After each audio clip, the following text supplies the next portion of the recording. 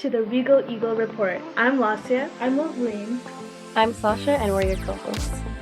We are Team 2869, a diverse and inclusive team located at Bethpage High School. We are aiming for our podcast to be an outlet to interact with other teams and collaborate on varied ideas and thoughts. We are so excited to introduce our brand new series where we will be interviewing one team from each state. Embark on a journey as we will be aiming to hit every state, reaching your goal of 50. For this week's episode, we will be interviewing Haywire Robotics from Idaho. So please introduce yourself as well as your position on the team. So we'll start first. Hi everyone, my name is Sasha Jacob. I'm currently a senior here at Bethpage High School, and my current role on the team is I'm the co-electrical lead on the build division of our team.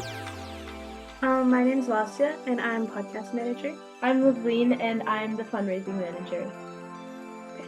Hi, I'm Anne-Marie, and I'm part of the build team. I'm Ammon Dustin. I focus a lot on the robot build team. I'm Cassidy Peck, and I'm our PR spokesperson. Okay, now we'll start with our questions. So the first question is, how was your team founded, and what is its origin? Sure. So our team was founded in 2005. It started with some interest in one group in Pocatello, Idaho, and another group as well in Idaho Falls, Idaho, which is just up 45 miles out from us. 45 minutes. Sorry. And so the team in Idaho Falls was created about 15 minutes before our team actually was. Their team 1566 Ammonites, and we're 1569 Haywire. So there's 36 team members in our team currently, 3 coaches and 5 mentors. We've been involved with FIRST for about 19 years. Our team was actually founded by a female coach, and we've had a female mentor on our team for our team's whole existence, our whole history. That's nice, yeah. Yeah. So what was the story behind your team's name, Haywire Robotics? So I don't know. It was just kind of a silly name that got come up with. So it's just because our robots sometimes have problems on the field. We go haywire. Oh, There's that's so cool.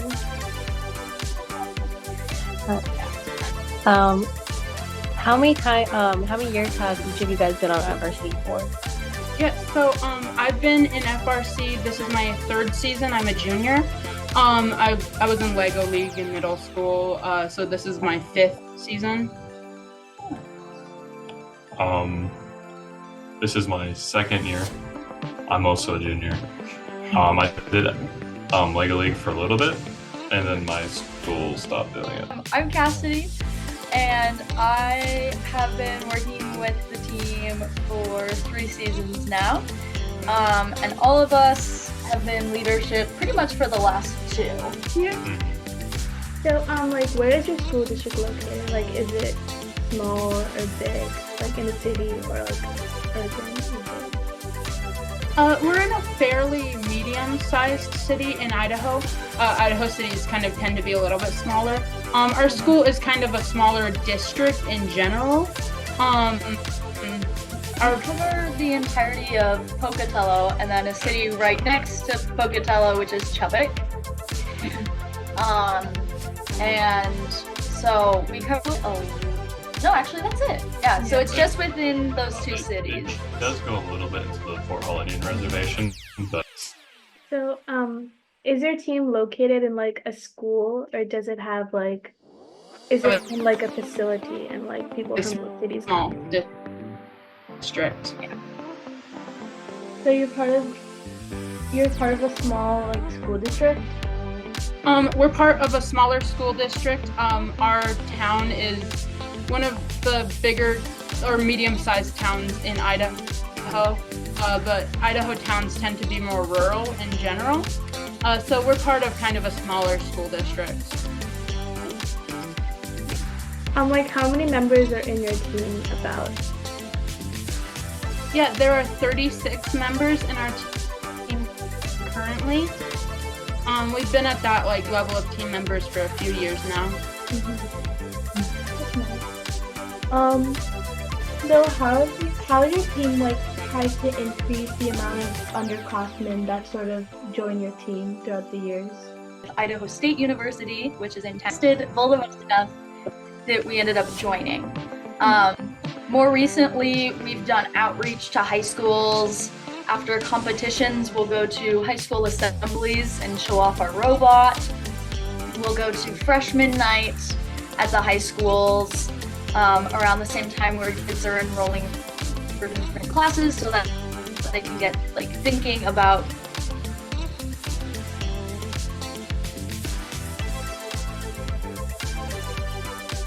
So I'm gonna re-ask you guys if you guys could all each restate how many numbers of years you guys have each been on FRC for. Okay. I've been on FRC for 3 years. I'm a junior, and I was also in FLL as well. And so this is my 5th season overall. Second season of FRC. and this is my 3rd year, also a junior. And yeah. Oh, so when you guys were explaining how you sort of like helped to increase your membership from underclassmen, you mentioned you give presentations in high schools. Do you guys have like a bunch of high schools in your district? We have 3 high schools in our district. They're all based in Pocatello. So there's not too many, but I mean, there's 3. So Yeah. Sometimes we also try to do some outreach at elementary schools and middle schools, especially middle schools, to try and encourage them to pick up FLL so that we have more of a run-in from that. Nice. Does your team meet mostly in one high school or like in a special place where all 3 can meet at one place? Like, or all 3 high schools? At one of the middle schools in the district, there's a building or shop. So building.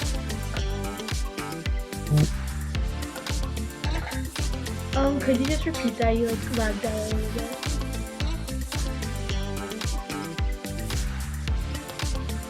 So at one of the middle schools in the district, there's an old building that they don't use anymore, so the district gave it to us. It's an old LDS seminary building. So is that where you like, is that where you practice with your robot as well? Is that like also where your lab is? Yes. It's pretty small, but we make do.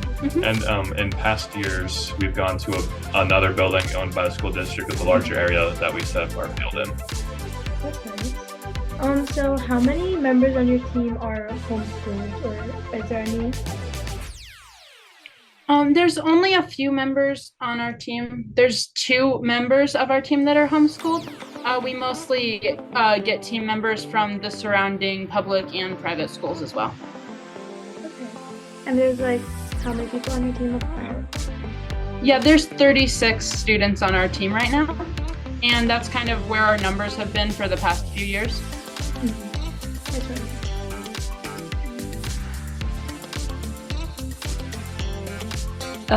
What are some ways that your team has gathered sponsors? So every year we as a team get together, usually on a day where there isn't school, and we print out flyers explaining how our sponsorship program works. It's a tiered sponsorship, pretty basic like that. And then we go out and personally visit businesses in the community. We've found great success in going in person, just the students, because there's a different level of like respect that you get from adults when you don't, it's the actual kids themselves talking to you, and they take the time to show up in person. And so that's something that we've been doing for the last couple years, and we've seen some pretty good success with it. Yeah, definitely. Adding on to that, like, who are some of your sponsors?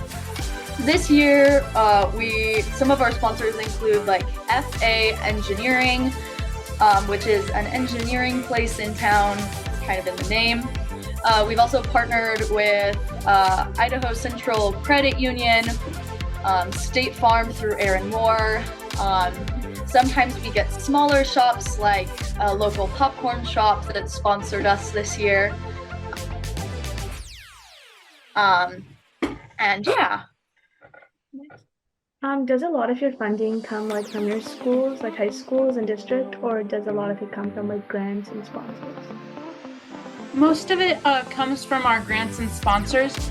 We work with our school district, but they mostly just provide us our venue for meetings.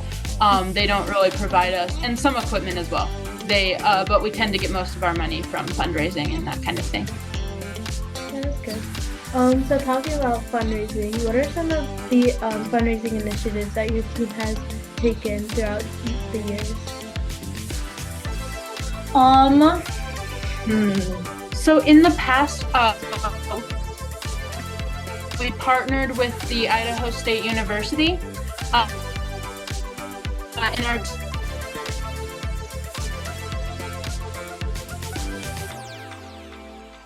town to do a robotics camp, which most also with funding from ISU as well. We have also in the past done like the typical fundraisers like selling donuts or soda. We still do a little bit of that. This year we were really grateful. We had a company in town that just donated a ton of potato products to our team. So that was a really unique opportunity, 100% profit. We really were so grateful for that. It's a little funny because, you know, we're Idaho, we do potatoes. Weston is also one of our sponsors this year. They've been really helpful in giving us those products to sell and also a little bit of money as well. So yeah, potatoes. We also use, kind of like I mentioned, for sponsorships, we use that tiered sponsorship. So if you pay a amount of money, you'll get on our t-shirts. If you donate more than that, you'll get on our robot or on our banner, or we'll give you like a shout out. We hand out activity books at competition. They can, you know, if they reach a certain quota, they are able to get on that. And we found that having the list not only encourages some businesses to maybe sponsor us a little more than they would have initially, but it also makes it comfortable for smaller businesses to still feel like they're really making an impact with our team, which we really appreciate. Yeah. Okay, so now moving more on to the build aspect of robotics, how do you guys feel like your robot has evolved over the years? So we've had a few new developments in our like robot build process that we've developed over the years. Do you wanna? Okay. Yeah. So in previous years, from what I understand, we've just kind of like free-handed the design and stuff. We've talked about it as a team, been on the same page, worked through it. But recently, especially last year and this year, we've done almost all of our prototyping and in CAD, and it's been really helpful. It's really streamlined the build process. We've gotten a lot further in our build season than we have in previous years, giving us more practice time. Mechanical wise, this is our second year with Swerve. Last year, we moved to it, had some issues, but we've worked out almost all the kinks, and it's been working really well for us. Last year, we also in some function D lights. The first we really used the D lights for us in matches. Last year's game, we used it to pick up the different pieces and signal where we were putting them and which pieces we were picking up to our drive team members. Gotcha. It's our second year doing Swerve too. And yeah. We've also integrated some new building material. We used to machine most of our own pieces by ourselves, but we have very limited machining tech capabilities because of just the space that we're in. So we've taken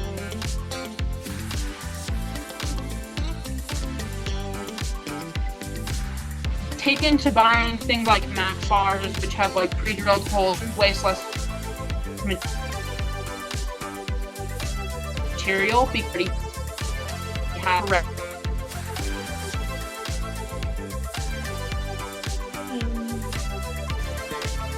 Can you repeat that last part again? It got cut off. Yeah. Where did you? Okay, so we've also integrated having different materials for our robot as well. We've started buying more like pre-machined max bars and things. We used to do most of the machining on our own, but we have really limited machining resources and capabilities because of just the space that we're in and that kind of situation. So it's really helped us to be able to know that those pieces came to us already drilled correctly, already ready for the purpose that we're going to use them for. It's helped us a lot with being fast and also reducing waste. That's really, yeah. So gearing back to outreach, so is your school district affiliated with any other FLL or FTC teams?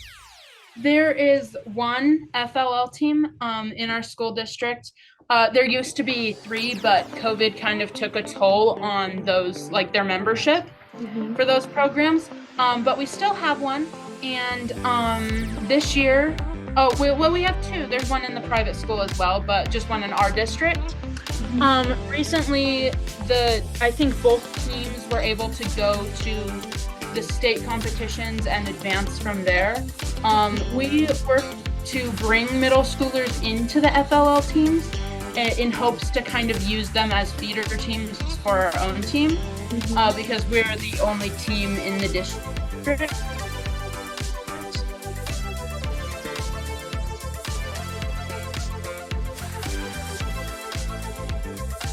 So does your FRC team also mentor the FLL team?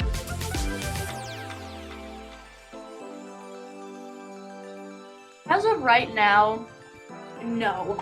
But we are open. But we are opening up that sort of relationship to maybe work with them a little bit more and kind of help mentor them. There have been a few times in which we've been asked to come in and work with them on some different aspects that they were just struggling with,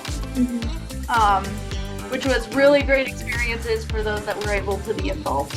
They actually reach out to us quite often with like various questions about the robotics, just in general the processes involved.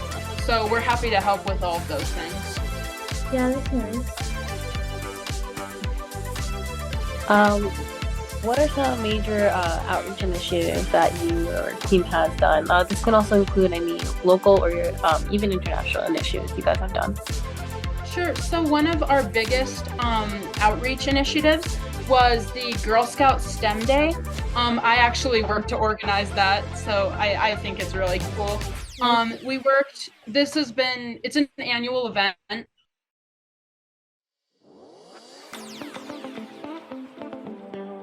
Okay, do you guys want to start right off about girls, the Girl Scouts and that outreach initiative that you guys do? Okay, sure. So Girl Scout STEM Day is an initiative that we've been doing for the past 2 years. It's a huge outreach activity for us. We've been able to reach about 300 girls over the years with this program. We allow them to drive our robot. We do robot demos for them. It's just really amazing to see like how excited they can get about learning robotics, and we also think it's really awesome to teach young girls the importance of the STEM fields and kind of get them involved with that. Yeah, that's so amazing. Yeah, that's really cool. Do you guys do any international outreach, or do you guys stay local? We for the time being are just staying local, trying to get more of an interest within our own community for it, because sometimes like fundraising can be a struggle, even with all the different things that we try. So we're really trying to like focus on getting our community really like up and fired about the program as of right now. But I don't know, I feel like international outreach could be pretty close on our horizon. Does your team do like a lot of community outreach, or are you guys more like focused on the robot itself? We do a lot of community outreach. We, during the summer, will go to different farmers markets and engineering fairs within our town, and we'll go and show off the robot. It's a great way for people to realize, oh, there's a robotics team in town. Because as of right now, we're really not talked about a lot, and we're trying to kind of get the community to help rally behind us. We also go to club fairs at the schools, kind of like I mentioned. We have been developing a program to go into our elementary schools on a weekly or monthly basis. We've kind of been trying to work it out for the last couple years, to be able to go in with Spiros and, teach them a little bit about robotics to kind of get that fire going, and really get them thinking about different STEM fields. That's nice. You guys mentioned farmers markets, so do you guys like show your robot there, or? Yeah, so we'll show our robot there depending on the weather and the space that we're given. We've sometimes done short drive demos. Otherwise, we just have our robot all hunkered down in its match beginning position, and we'll let people come up close and look at our robot and ask lots of questions about it. That's nice. Really cool.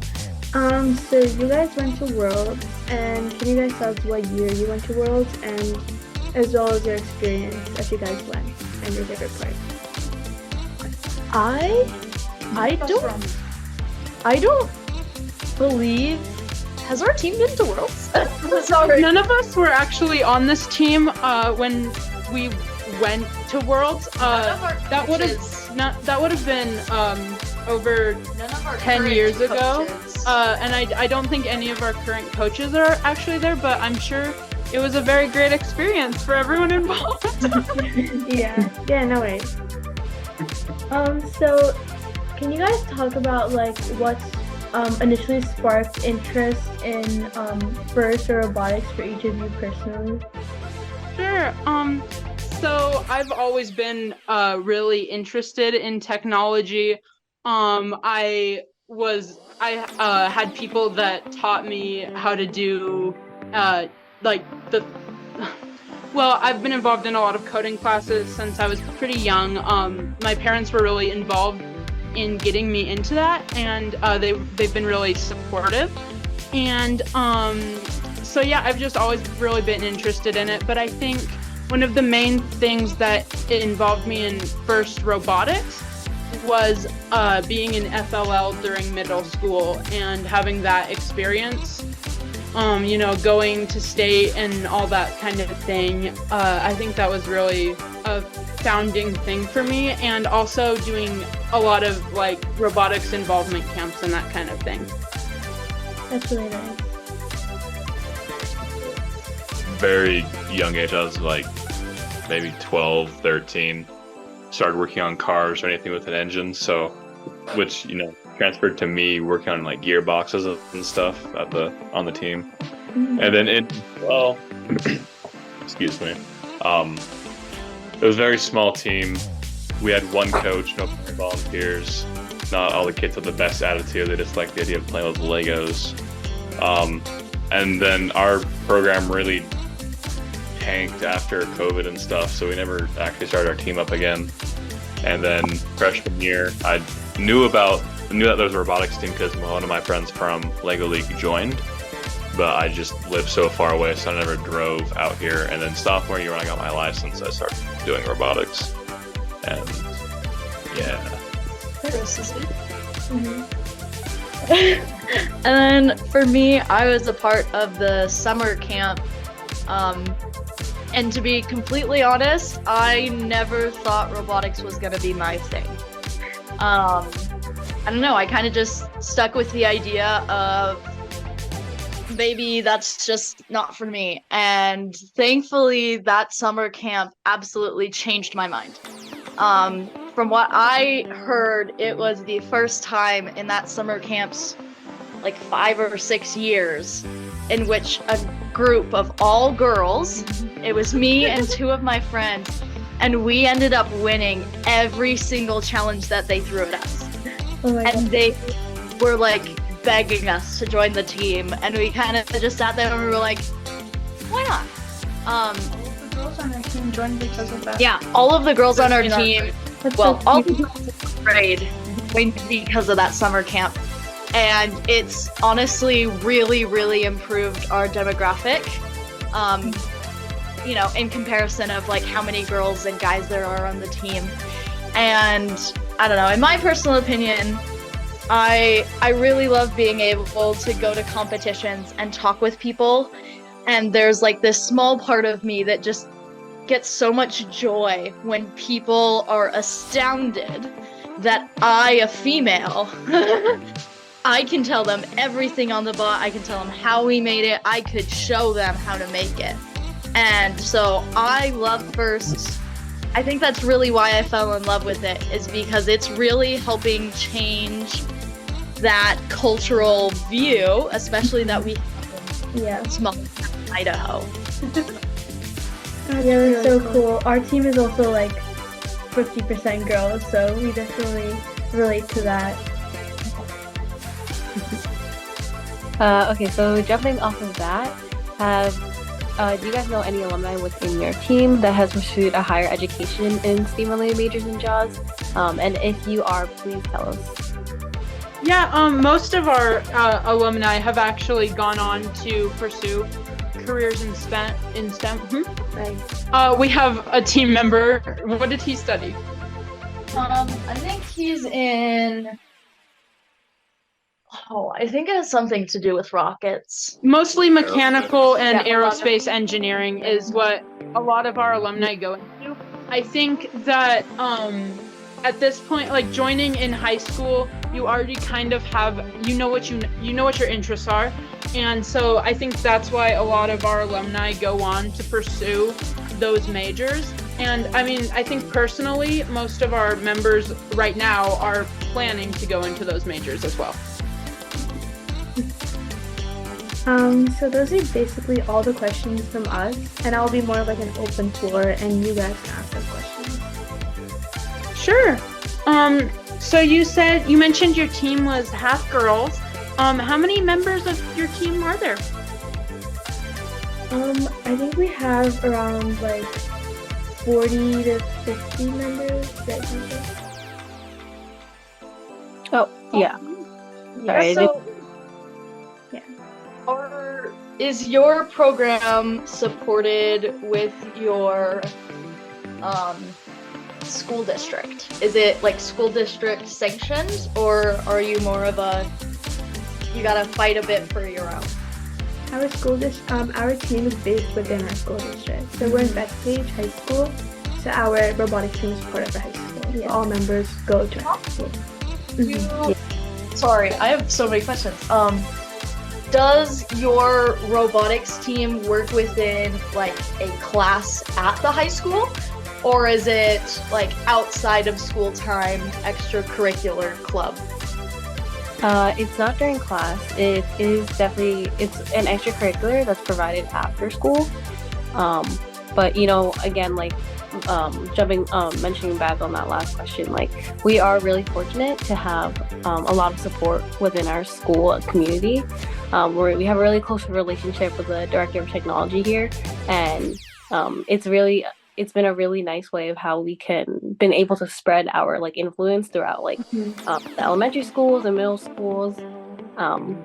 And also jumping back, also we work after school, and then we also have like that's because we have so much support. We've been able to keep our lab hours open up for so long every single day. Yeah.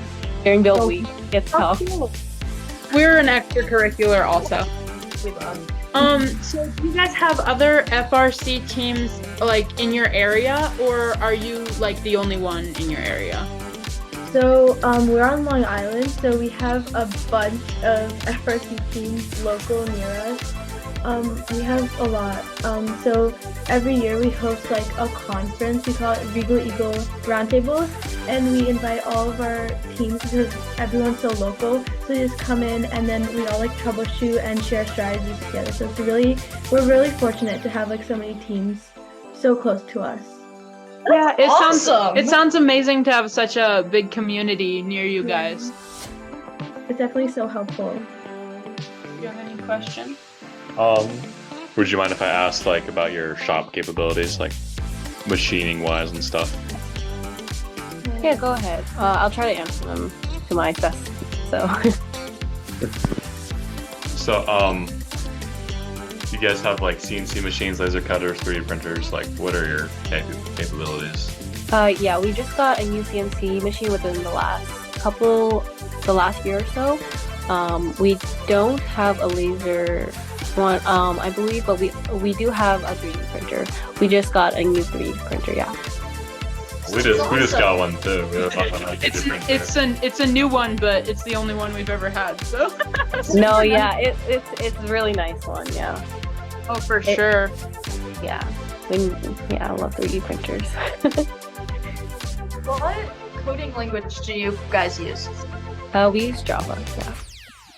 We use Java too. I think most everyone. Some people like these. Well, what competitions do you guys go to? Like, do you go to your regional and then a bunch of other ones as well, or what does that kind of look like for you guys? We have one regional in Long Island called Long Island Regional 1 at like a local university, and then our team also attends another regional in the city, so at New York City Regional. Super cool. There must be a lot of teams over there. Yeah, a bunch. Yeah. Yeah. How about you guys? Like, how many regionals do you guys go to? We go to the Idaho regional, and then we go a state over, and we go to the Utah regional as well. Lots of times our Idaho regional, there's not very many teams in Idaho. So both our Idaho and our Utah regionals are usually filled with a lot of other teams from places like California and Colorado and Montana as well. So other countries too. That's super cool. Oh my god. We got had two teams from China last year. They were sister teams. That's really cool. Oh wow. Yeah, awesome to meet those guys. That's really cool.